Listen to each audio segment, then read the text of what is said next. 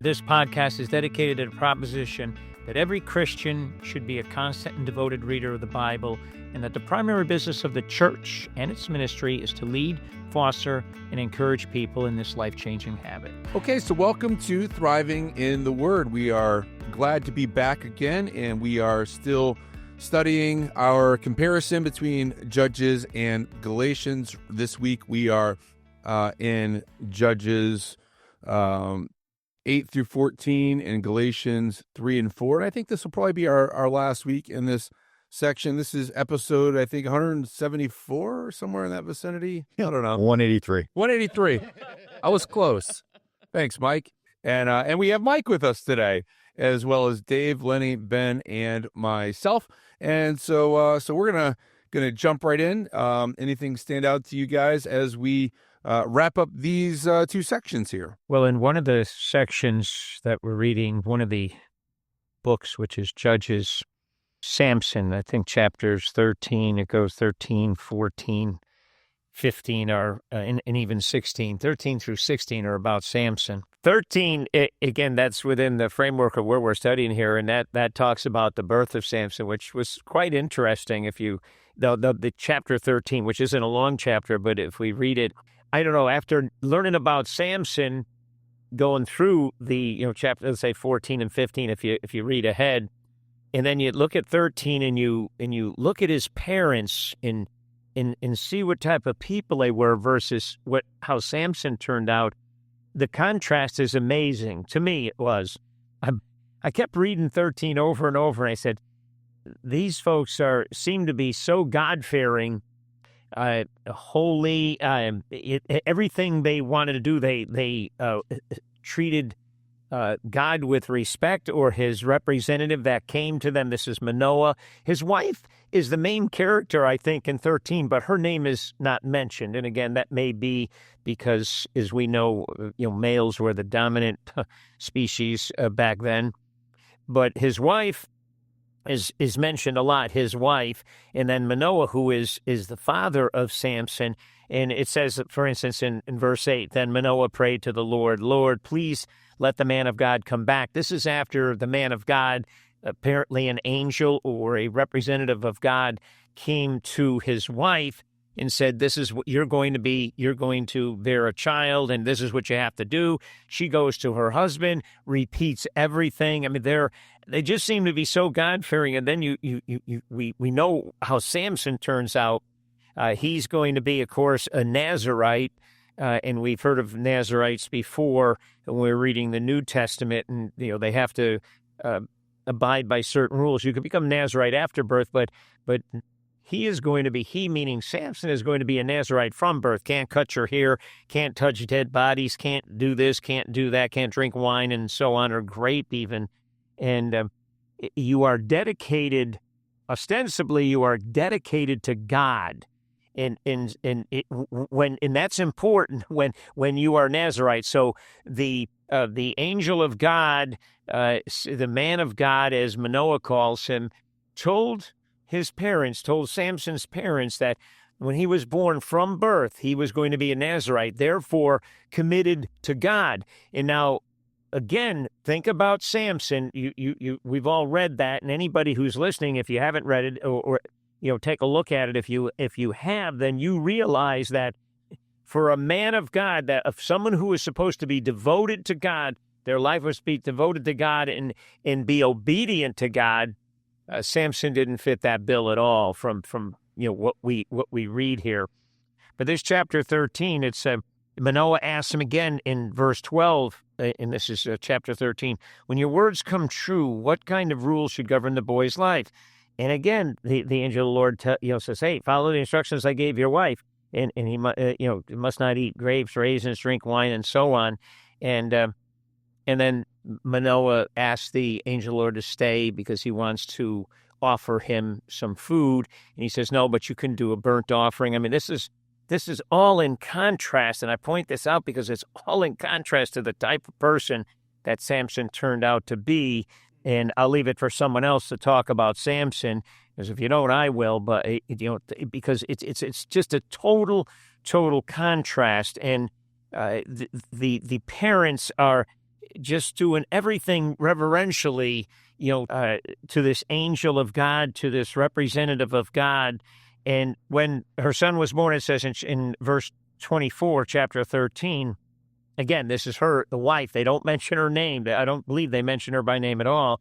She named him Samson, and the Lord blessed him as he grew up.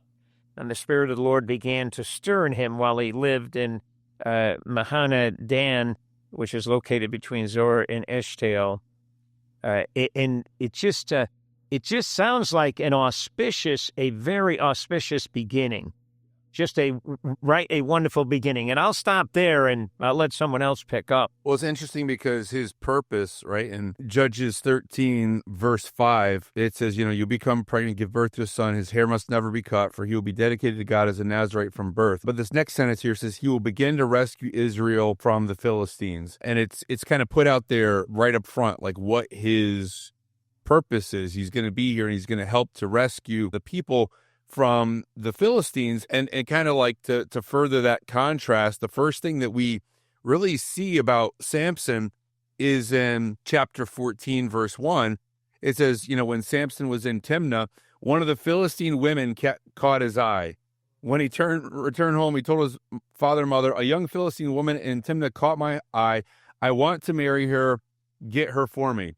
So it's like you see this contrast, like right from the beginning, where it's like his sole purpose, according to the angel of the Lord, which very likely was was Jesus pre-incarnate, and is coming and telling them that, hey, he's going to deliver you from the Philistines. And then obviously he's born, but we don't really know much about him. But now the first thing we see is that he finds this Philistine girl and he's attracted to her and he's like, I want to marry her. And then his father and mother, his poor parents, verse 3, his father and mother objected. Isn't there even one woman in our tribe or among the Israelites that you could marry? Why must you go to the pagan Philistines to find a wife? And so they're like, disapproving of his choice of women here and his idea of who he should marry. Samson says, but get her for me. She looks good to me, which I think is kind of funny because, so often that's what we do in life too, right? It's like we just want what looks good. I was going to say, we haven't changed. Yeah.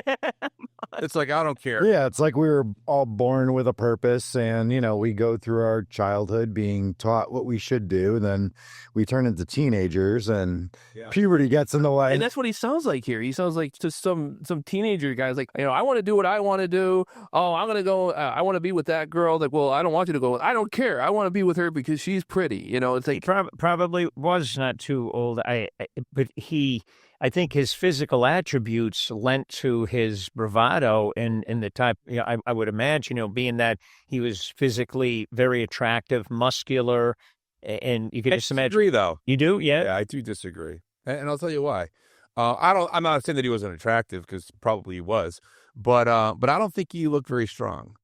Because, I'll just skip down a couple verses, then I'll come back to what I was going to say before. Judges 14:5, when he gets attacked by a lion, Samson and his parents were going to Timnah. A young lion suddenly attacked Samson near the vineyards of Timnah.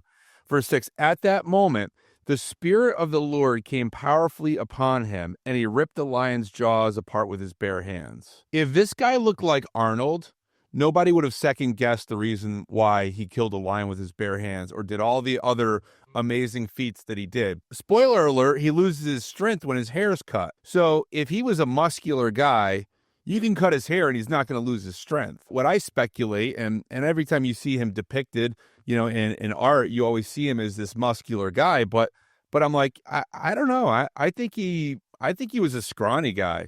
I think he was unimpressive, maybe still attractive, but I think he was unimpressive as far as physically. I don't think people would have given him a second look, but yet there is this kind of thing. He's like, well, he rips a lion, he carries the doors of the gates of Gaza, he kills all these people with the jawbone of a donkey. Obviously, in the end, we know he pushes down a temple, but I think that his strength was supernatural in the sense that it came on him by the Spirit of the Lord. And when the Spirit of the Lord came on him, he was like the Incredible Hulk. He was able to go and he was able to do these incredible feats of strength. But, I don't know. If you guys think otherwise, that's fine. But, It's kind of what my speculation is there. Yeah, I mean that does kind of make sense because because nobody would give it a second look if he looked like what is depicted in art. Right. See this giant muscular guy, you're like, yeah, of course he's going to be. And like you said, once his hair was cut and his strength left, I mean, does that mean, yeah, I mean, if he had muscle, he would be strong by, from working out or from just worldly being strong. But yeah, that does make more sense where, his strength comes from the Holy Spirit. And when he does these things, it's like, wow, So yeah, basically the idea is that, and I like how you come across this, where the idea is like, when you think of it, I want to use the Incredible Hulk, that I'm just thinking like, you think it's the Incredible Hulk. He's this big guy, right? Lou Ferrigno, but it's actually Bruce Banner. Yeah. Who's just this little scientist guy who's got all the strength, but only because it's given to him through the power of God. Well, I'm going to leave that one for a while. It's interesting here because he also, the Spirit of the Lord comes upon him in other places in here too. I don't know. I seem to still have in my mind this muscular guy, but why do we have that in our mind though? Well, certainly because one of the reasons is because, as you say, he's depicted that way. I mean, any of these Hercules, Achilles, any of these heroes, throughout the past. That's how they're depicted. So you have that in your mind, first of all. But I think there's other proof, and I'll get to that.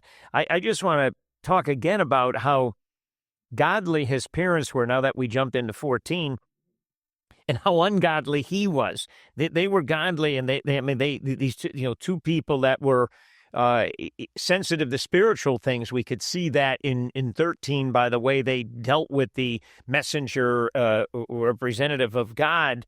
And then you've got Samson, who says, a woman caught my eye, and as you'd read, and he totally is disregarding his mission from God or what he's supposed to do as a Nazirite alone, let alone be a judge and to rescue the Israelites or rescue Israel.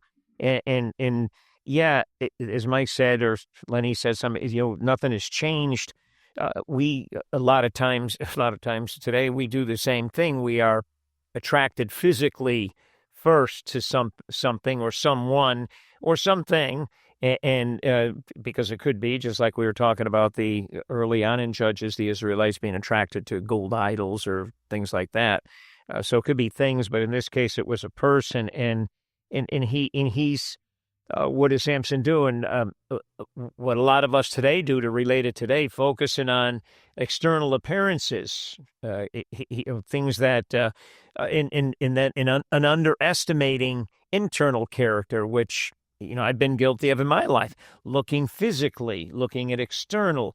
Oh yeah, that looks nice, just like we would with a car or house or a woman, in not considering the internal attributes of someone.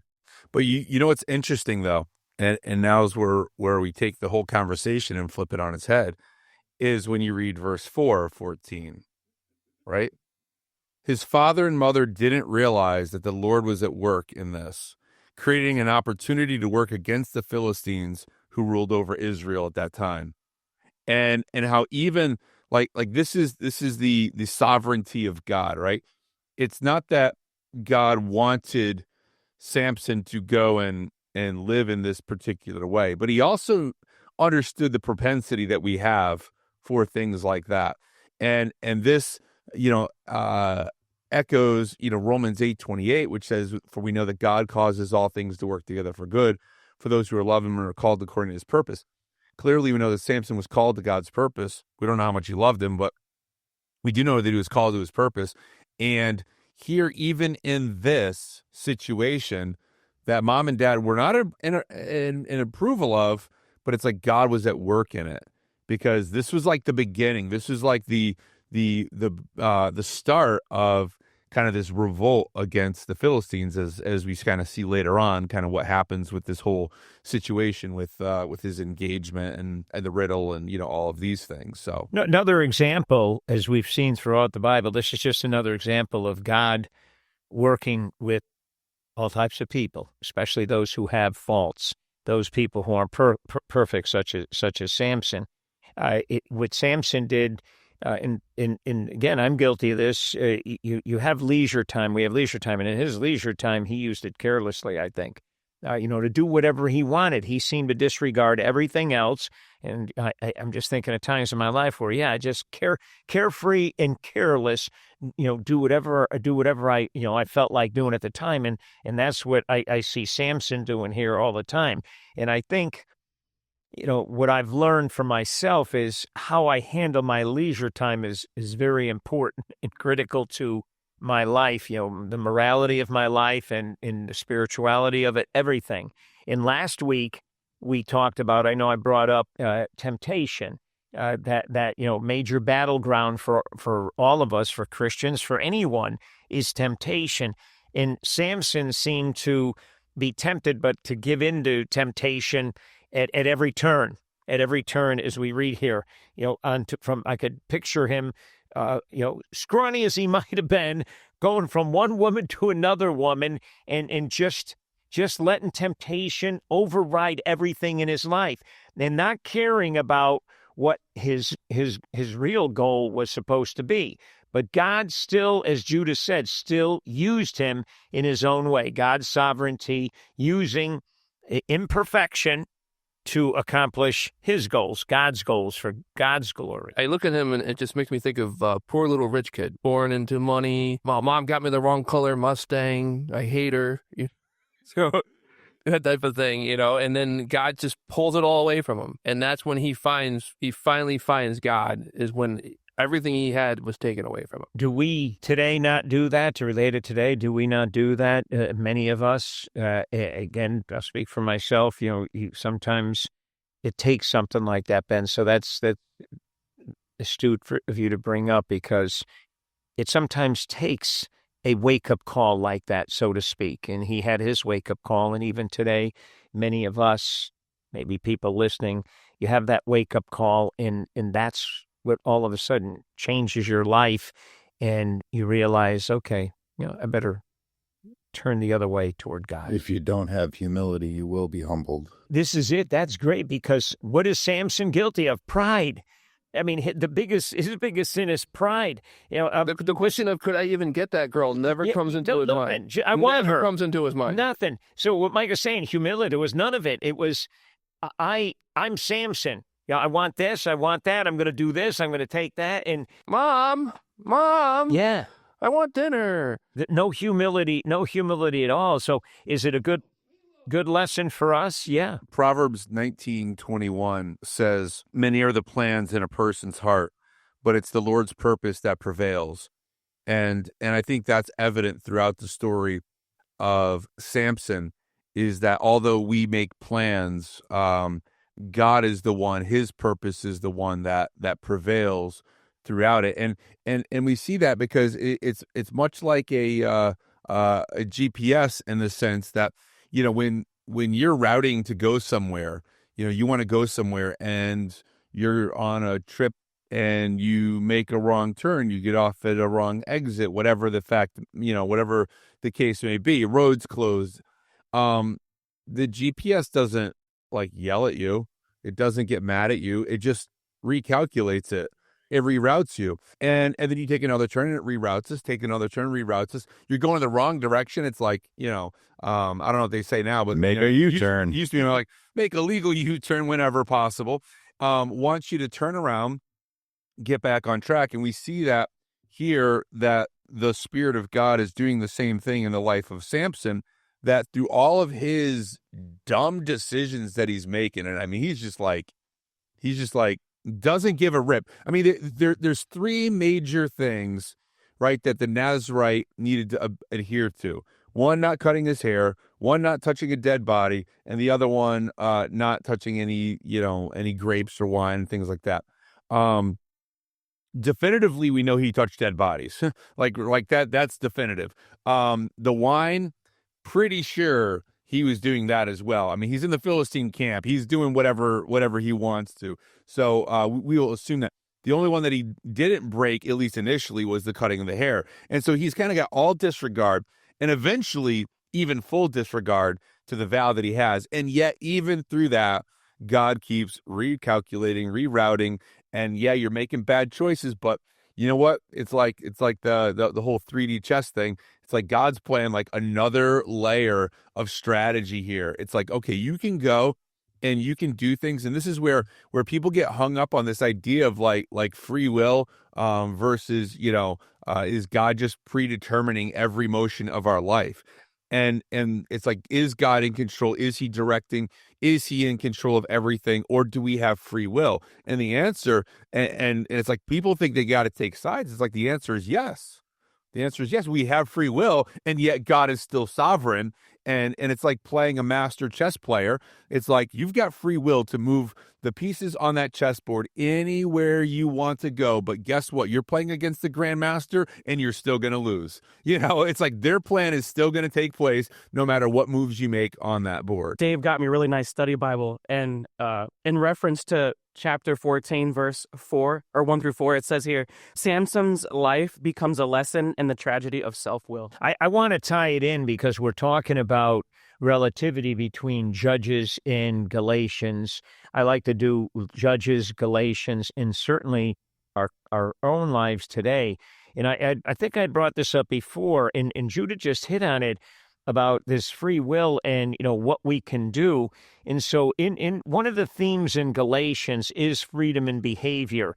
And so we today as Christians, and Samson exemplify this, while we're, he wasn't a Christian, obviously, but while Christians are free from the law, we're not free to live as we please. And this is what Samson did. He lived as he pleased. He was free from everything. Galatians, they did the same thing. They thought they were, free to live as they pleased. Paul had preached to them. Paul was losing them to these Judaizers, coming in with a whole new theme, saying this is what you have to do to be, right with God.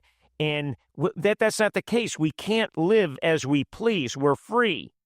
And I wrote down a comment that says, instead, we're called to use our freedom to produce the fruit of the Spirit. Now, Samson didn't do that. The Galatians were tracking away from that when Paul was trying to pull them back. And then we ask ourselves, are we doing that same thing today? Are we obeying God's sovereignty? Are we doing as we please because God has given us freedom, has given us free will, has given us choice, and we're doing whatever we want? That wasn't the reason that he gave us that. And, we see all throughout Samson's life, like this lack of discretion. And so obviously, so he goes there, right? He's getting ready to go on his way to marry this girl.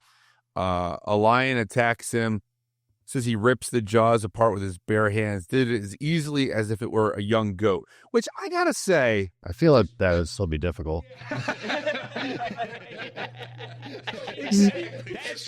Imagine being scrawny, ripping a lion apart. Exactly, but that's the thing. It's like the Spirit of the Lord comes about. But yeah, the whole thing about ripping a goat. Like, I don't know. I've seen some goats, and like, I don't know. I'm not sure I could rip a goat apart with my bare hands either.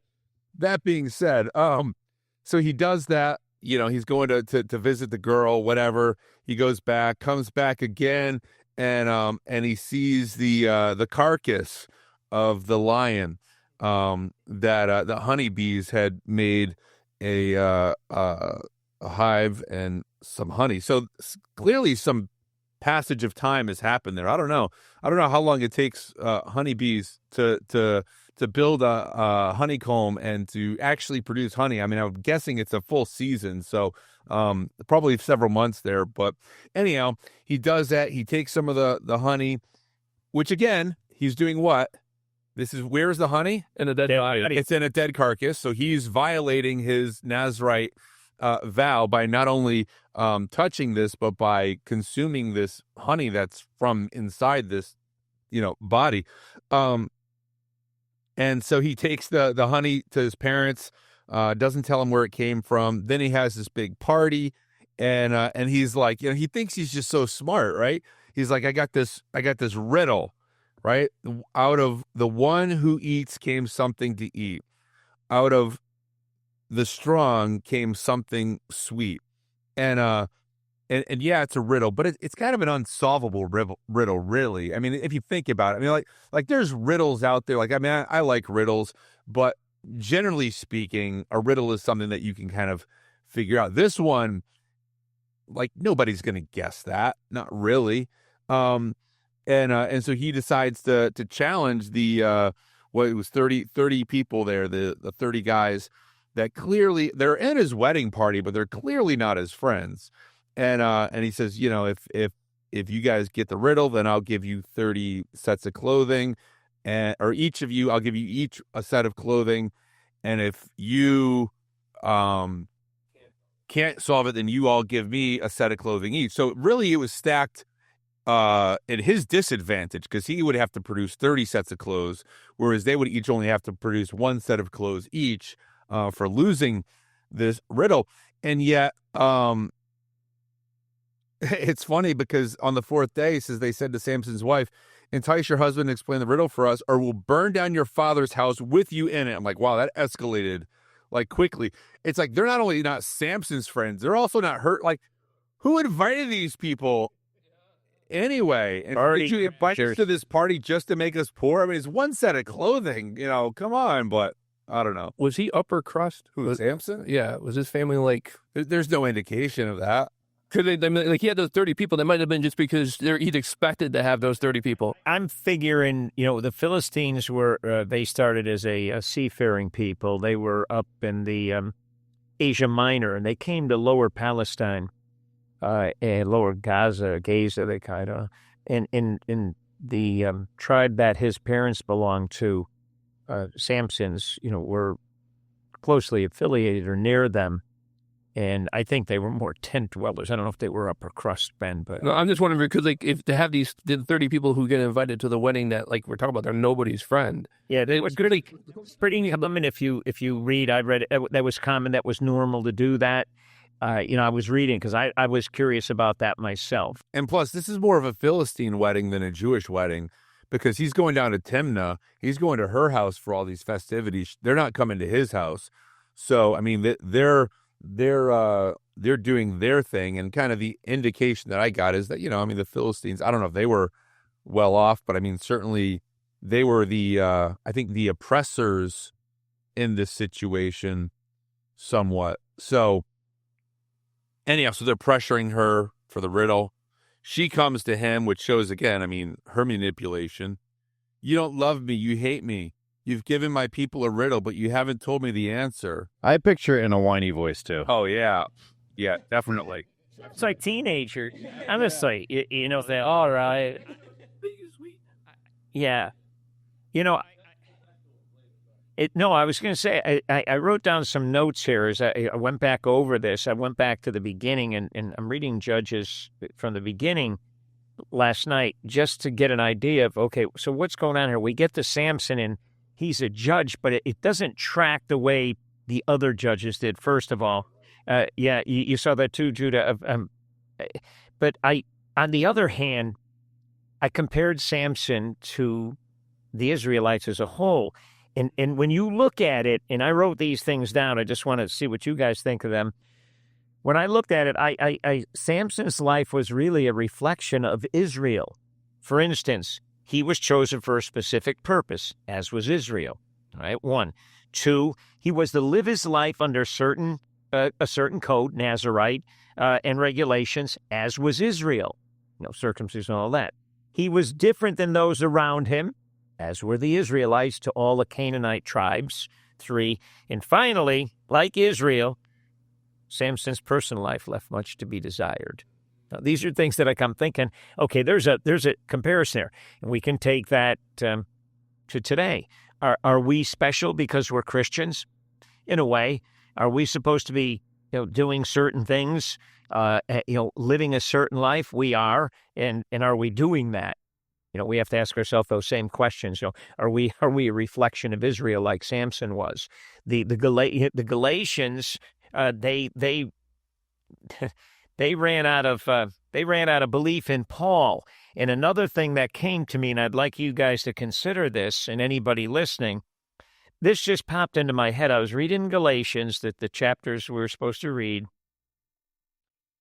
I don't know what the verse was that came out, so I can't tell you that made me think of this, but I said, wait a minute. I said, these Israelites living around in Judges, the Israelites living around the Canaanite tribes. Remember, we talked about this before. They didn't knock them all off. They were supposed to get rid of them all. God told them to do that, but they didn't obey.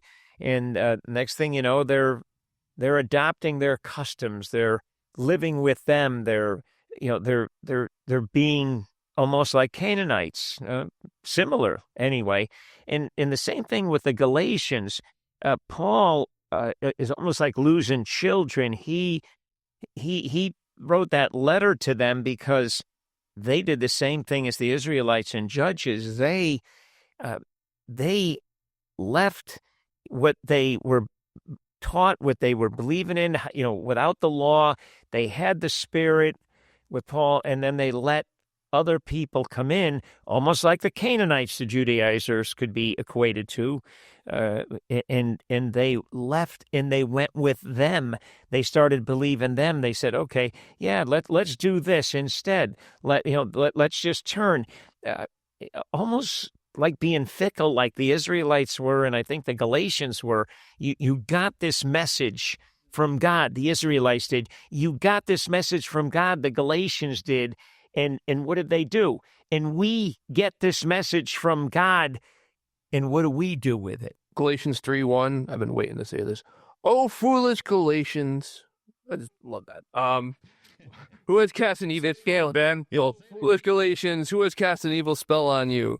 For the meaning of Jesus Christ's death was made clear to you as you have seen it in a picture of his death on the cross. Let me ask you this one question. Do you receive the Holy Spirit by obeying the law of Moses? Of course not. You received the Holy Spirit because you believe the message you heard about Christ. How foolish can you be after starting your new lives in the Spirit, which you are now trying to become perfect by your own human effort? Have you experienced so much nothing? Surely it is not in vain, was it? I ask you again, did God give you the Holy Spirit and work miracles among you because you obey the law? Of course not. It is because you believe the message heard about Christ.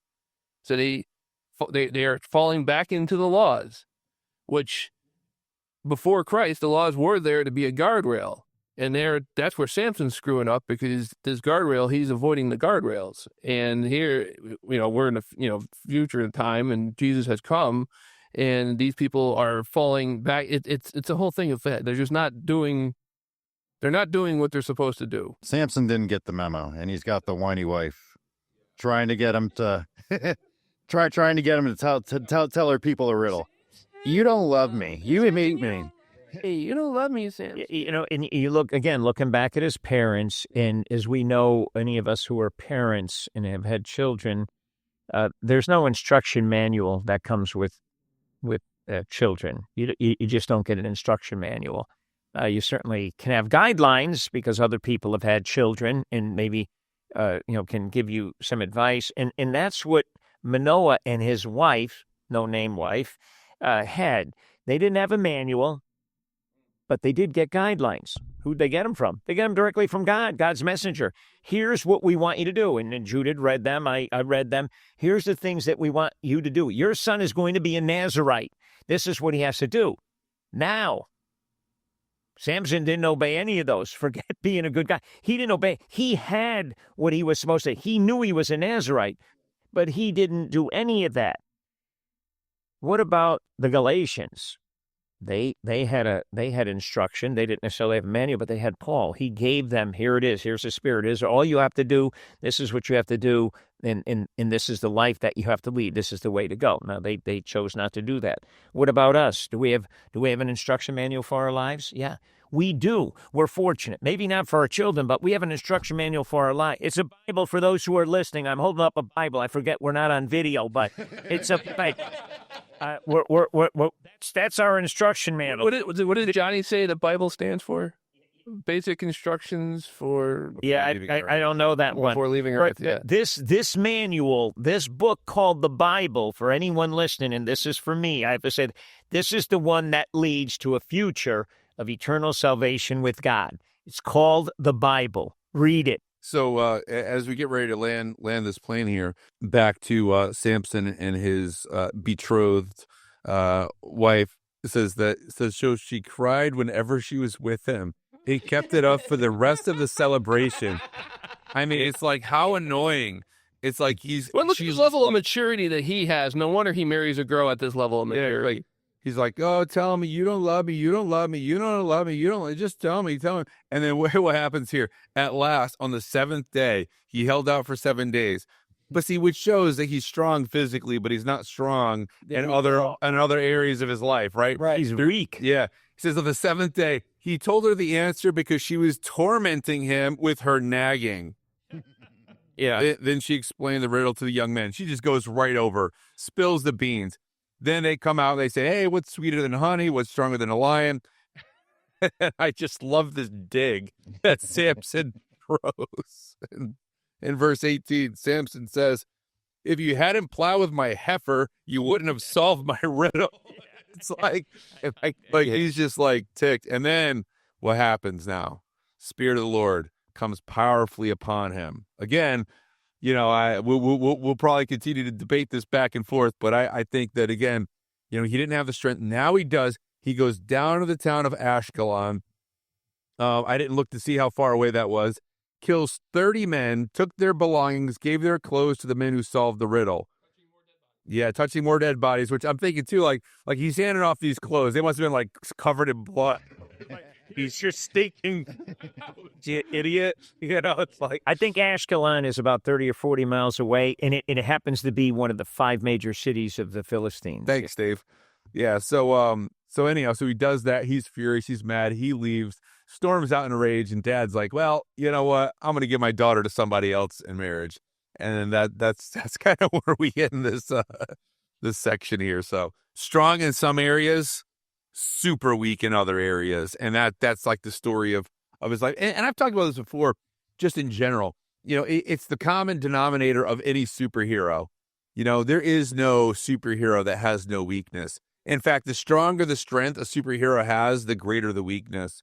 And it's like Superman with his kryptonite, or Indiana Jones with, not a superhero, but with the snakes, or like all of these people. It's like they have the Achilles with his heel. It's like they all have like this disproportionate, weakness as well. And Samson, although he was strong in some areas, was super weak in others. Yeah, so. well, more than the physical. You mentioned Achilles, and I'm an aficionado of Greek mythology, let's say, and there's books written on Achilles' weaknesses, and we're not talking about his heel. They're talking about as a hero, the things that inside of him, that, his pride and other things. There's, and I've read these because I had many courses in Greek mythology, and it's just incredible. So when you say that, Judy, you're so correct about all these heroes, anyone that you could come up with. I keep thinking of the Greek ones, Odysseus and Aeneas, the Trojan hero, all of them, every one of them, in any language and in any no matter what it is, these heroes all had some type of internal, not necessarily physical, but internal to their strength. They had some kind of weakness, moral weakness, and that's exemplified throughout history for people. Even if we take real people, because I did a study on this too, and I know we want to land this plane, but just you take some of the heroes that we talk about. We just had, for instance, Martin Luther King Day. Wonderful man and all the good things that he did. But if you go beneath the surface, the shiny surface, you will see all the faults. And I'm not talking about physical faults. I'm talking about moral faults and others that, and not just King, but other heroes that we admire. But you can't just discount them because they had a fault, because we all do. Right. And I think what's a common one is, again, it's pride. And we keep coming back to that. That was Samson's. It was pride. It was, I'm smarter, I'm better, I'm stronger, I can handle this, I can do what I want. And all of us, I mean, that's the continual thing that we keep battling against is pride. So anyhow, with that, let's land the plane here. We're going to pick back up next week. But let's move on. It's been time. I don't know how long we've been in this, but let's move on. So we're going to do Judges 15 to 21. So that'll be the end to the end. And we'll do Galatians 5 and 6, which will also be to the end. And we'll discuss what stands out to us in the collaboration of those two sections. So thank you guys for joining us. We'll be back again next week.